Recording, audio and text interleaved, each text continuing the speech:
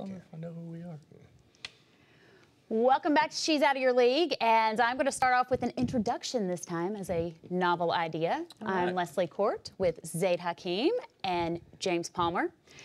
We are now going to look at where the Braves stack up in the NL East and have a unique perspective here.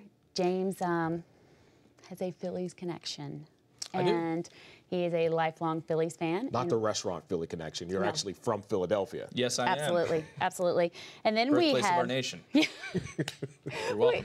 America, You're for your welcome, freedom. America. You're not going to be thanking him for long, I promise you that. And then Zaid, he's just an all-around sports knowledgeable baseball. Wow. That's he is trying to take away from the fact that he is a lifelong Pirates fan. Oh, yeah, them. I keep forgetting about that team. So does the rest of the league. Yeah, the rest of the league forgets about them too. Absolutely, but you know, absolutely. We're here to keep you humble. Not for a week in August. So. Everybody knew about it. Yeah, that's true.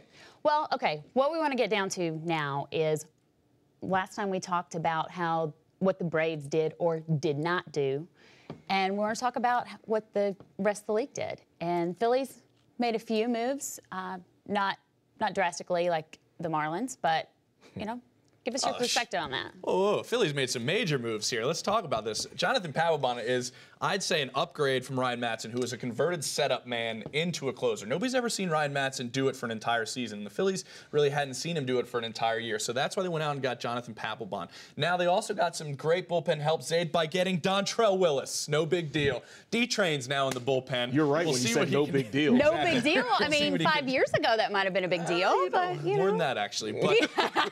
But anyways, they also picked up Big Jim Thome. Ryan Howard's going to be out for maybe a month, maybe longer. Some people I talked to with the Phillies that were down at spring training as early as yesterday said that he was walking around without a limp, walking around doing pretty well, and he's actually ahead of schedule where he's supposed to be. But they also picked up Juan Pierre, so the Phillies get older, just exactly what they need. Yes. They get older at another position. Braves the key fans, is, get are excited. they better? We know that they're older. Are they better? Juan Pierre, Jonathan Papelbon. Jonathan Papelbon is kind of lukewarm to me. They overpaid for him. You have to agree with that. They definitely overpaid for Jonathan Papelbon. And when I was looking at the move, I was looking at the move whether or not he was replacing Brad Lidge, not necessarily Ryan Madson. Lidge hasn't done anything for the team in 2 years. It's a little bit. It's a little bit of this, a little bit. Papelbon. Braves fan, you should also obviously he wasn't. The Boston Red Sox organization didn't think enough of him to be able to sign him back to their team. And I don't even know who their closer is. So they're like, yeah, no closer is better than Jonathan Papelbon. No, see, what they did was they might have slightly they paid a little bit more than they would have paid for Madson. Yes.